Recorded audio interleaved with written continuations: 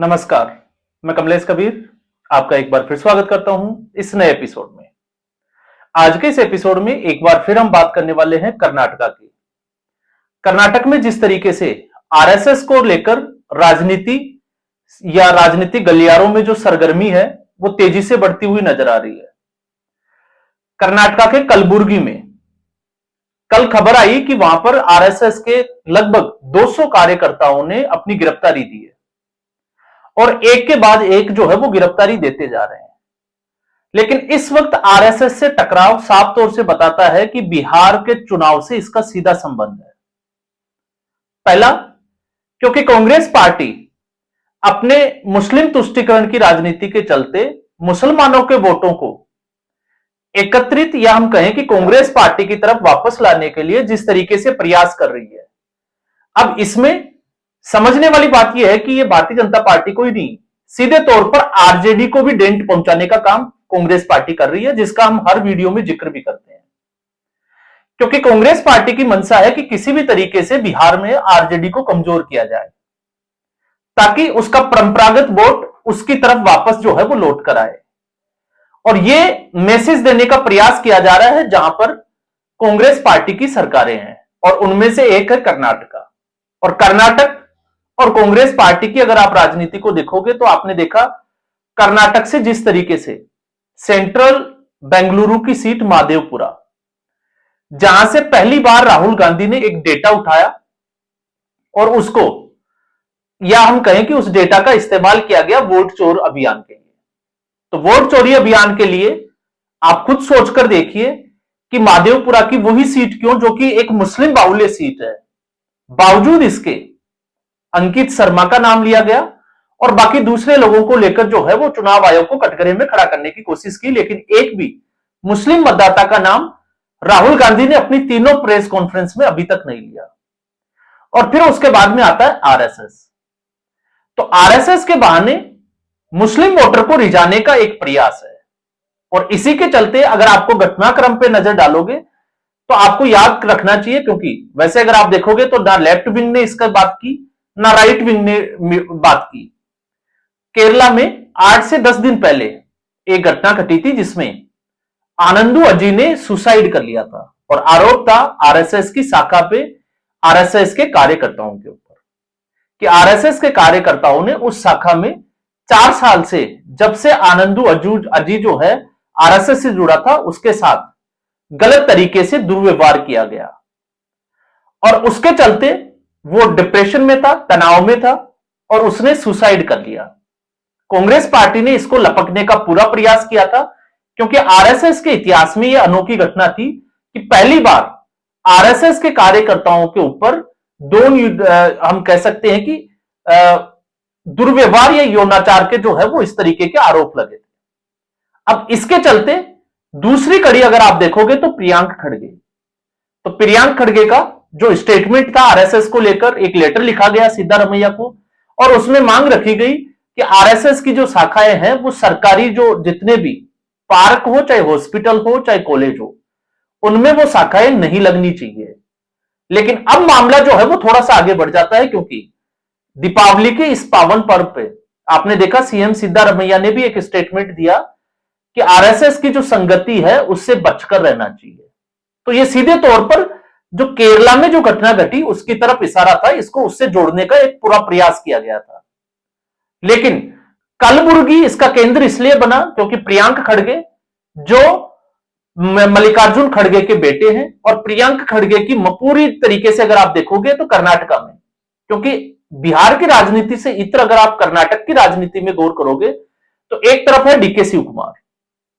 तो ये कहीं ना कहीं डीके शिव कुमार को कमजोर करने का एक प्रयास है। तो डीके शिव कुमार जिन्होंने विधानसभा में आरएसएस की जो प्रार्थना थी वो गाकर सुनाई थी और उसके बाद में एक बड़ा जो है वो कांग्रेस पार्टी में मतभेद सामने भी निकल कर आए थे। उससे पहले डीके शिव कुमार महाकुंभ भी गए और डीके शिव कुमार ने जो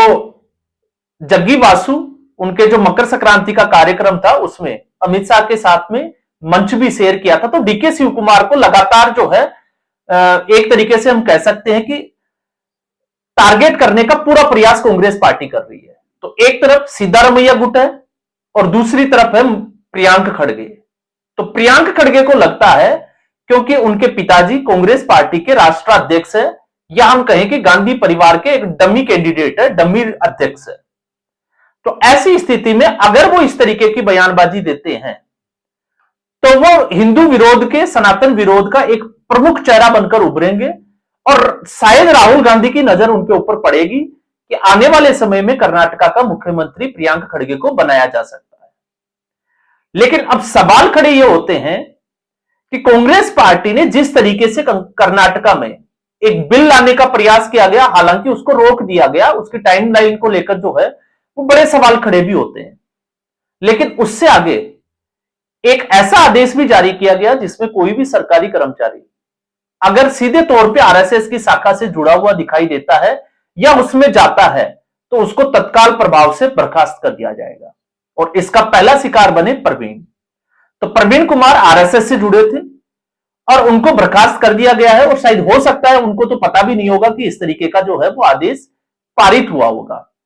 लेकिन अब सवाल यह उठता है कि एक सरकारी कर्मचारी प्रवीण कुमार को तो जो है वो बर्खास्त कर दिया गया, लेकिन रेवंत रेड्डी जो तेलंगाना के मुख्यमंत्री है, कांग्रेस पार्टी के मुख्यमंत्री है, आखिर उनका बैकग्राउंड क्या है? तो रेवंत रेड्डी एक तरीके से अगर आप देखोगे तो रेवंत रेड्डी आरएसएस से जुड़े, एबीवीपी की जो छात्र इकाई थी उससे वो जुड़े, राजनीति में आए, और उसके बाद एबीवीपी छोड़कर वो जुड़ गए कांग्रेस पार्टी के साथ। लेकिन कहीं ना कहीं अगर आप देखोगे तो आरएसएस के साथ उनका लिंक अगर सामने आता है तो फिर कांग्रेस पार्टी क्या रेवंत रेड्डी से उनका इस्तीफा लेगी? जबकि रेवंत रेड्डी को सनातन विरोधी या हम कहें कि हिंदू विरोधी छवि बनाकर पूरा प्रयास किया गया बिहार के चुनाव में वोटर अधिकार यात्रा में बुलाकर एक नैरेटिव सेट करने का, मुस्लिम तुष्टीकरण का, जिसमें आपने देखा कि रेवंत रेड्डी और एमके स्टालिन, तो एमके स्टालिन उनका तो इतिहास ही है, आपको समझ में ही आता होगा, क्योंकि एमके स्टालिन के बेटे उदयनिधि स्टालिन जो सनातन और हिंदू संस्कृति को पहले ही जो है वो कुष्ठ रोग और कैंसर से जो है वो तुलना कर चुके हैं। लेकिन उससे भी अजीब जो बात निकल कर आती है वो ये निकल कर आती है कि आखिर इन राजनेताओं की जो बेलगाम जो बोल है उनके ऊपर रोक कौन लगाएगा? न्यायिक व्यवस्था। और जब हम न्यायिक व्यवस्था की बात करते हैं तो फिर हमें याद आता है केएम जोसेफ। केएम जोसेफ तमिलनाडु के हाईकोर्ट के एक जज, जिन्होंने एक ऑर्डर जारी किया था, आदेश दिया था सभी राज्य सरकारों को कि अगर कोई भी हेट स्पीच की कैटेगरी में आता है तो उसके खिलाफ तत्काल प्रभाव से एफआईआर दर्ज करी जाए। लेकिन जब उदयनिधि स्टालिन ने इस तरीके का स्टेटमेंट दिया तो वही केएम जोसेफ जो है वो हंसकर इस बात को इसलिए टाल देते हैं क्योंकि यह दायरा चला जाता है संविधान में मौलिक अधिकारों में, और वहां पर फ्रीडम ऑफ स्पीच का हवाला दिया जाता है। तो जहां एक तरफ न्यायिक व्यवस्था का दोगलापन जो है वो साफ तौर पर निकल कर आता है, जिसमें सीजेआई जिसके शिकार हुए वो भी जो है वो उसी का एक हिस्सा था। तो एक राजनेताओं को जो है वो झूठ बोलने का लाइसेंस मिल जाता है, और ये लाइसेंस देता है हमारा संविधान, एक तरीके से अगर हम इसको कहें तो। और इसके बाद ये एक दूसरे के ऊपर जो है वो जिस तरीके के, क्योंकि आरएसएस की अगर हम बात करें तो आरएसएस के ऊपर सीधे तौर से आज तक देश की आजादी के बाद, या हम कहें कि 1925 जिस दिन दशहरे के दिन, जिस दिन अगर हम देखें कि आरएसएस की स्थापना हुई थी, उसके बाद से आज तक 100 साल के इतिहास में सीधे तौर पर कोई भी आरोप जो है वो लगता हुआ पाया नहीं जाता। पहली बार आरएसएस का नाम आता है महात्मा गांधी की हत्या के मामले में नाथूराम गोडसे के साथ, लेकिन उसमें भी लंबी सुनवाई के बाद में सुप्रीम कोर्ट, और अगर आप सुप्रीम कोर्ट का वो फैसला और उसका अगर आप ऑर्डर देखोगे तो उसमें साफ तौर से कहीं भी जो है वो आरएसएस की भूमिका संदिग्ध तौर पर नजर नहीं आती। लेकिन बावजूद इसके जब महात्मा गांधी की हत्या हुई तब भी आरएसएस को बैन करने का प्रयास किया गया। इसके बाद आपातकाल के समय भी आरएसएस को जो है वो बैन करने का प्रयास किया गया, और फिर जब राम मंदिर का आंदोलन चला तब भी बाबरी विध्वंस के समय आरएसएस को बैन करने का पूरा प्रयास किया गया, लेकिन ज्यादा समय तक आरएसएस को बैन नहीं किया जा सका। क्यों नहीं किया जा सकता? क्योंकि आरएसएस सीधे तौर से अगर आप देखोगे तो 1948 जहां पर, या 1947 का अक्टूबर से अगर हम देखें तो आजादी, भारत को 15 अगस्त 1947 को आजादी मिली, और उसके बाद आजादी के बावजूद माउंटबेटन को जम्मू कश्मीर का गवर्नर जनरल बनाए रखा।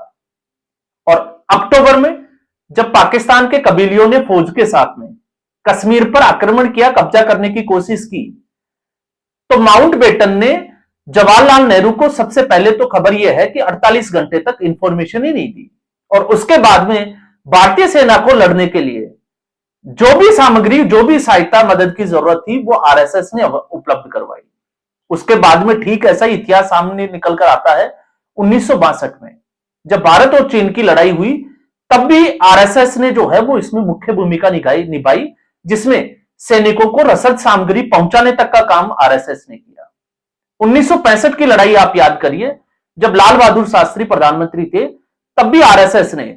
चाहे वो एयरपोर्ट पर बर्फ हटाने का काम हो या फिर दिल्ली में ट्रैफिक जो संचालन था उसको नियंत्रित करने का काम हो, क्योंकि सरकार ने आह्वान किया था कि आरएसएस के स्वयंसेवक संघ जो है वो सड़कों पर उतरे और ट्रैफिक पुलिस का जो है वो जिम्मेवारी खुद अपने हाथों में ले। तो ये सारा जो है वो देश ने देखे हैं। तो जब गांधी परिवार की 3 पीढ़ियां, जवाहरलाल नेहरू से लेकर इंदिरा गांधी और राजीव गांधी, ये लोग तक जो है वो अपने शासन काल में, जब कांग्रेस पार्टी सत्ता में थी, तब आरएसएस को ज्यादा समय तक बैन नहीं कर सके। तो इस वक्त क्या राहुल गांधी विपक्ष में बैठकर, और वो भी सिर्फ और सिर्फ 99 सीटों के साथ, क्या आरएसएस को बैन कर सकते हैं क्या? और अगर आरएसएस को बैन नहीं कर सकते तो फिर सीधा सा जो है वो समझ में आता है कि ये सारा जो घटनाक्रम है वो बिहार में चुनावों के मद्देनजर, मुस्लिम तुष्टीकरण के मद्देनजर, मुस्लिम मतदाताओं को एक संदेश देने का जरिया मात्र है। इसके अलावा कुछ भी जो है वो नजर नहीं आता। और दूसरा, फिर इसके ठेकेदारी में जो है वो बैठ जाते हैं धर्मांतरण वाले लोग, क्योंकि जहां जहां आरएसएस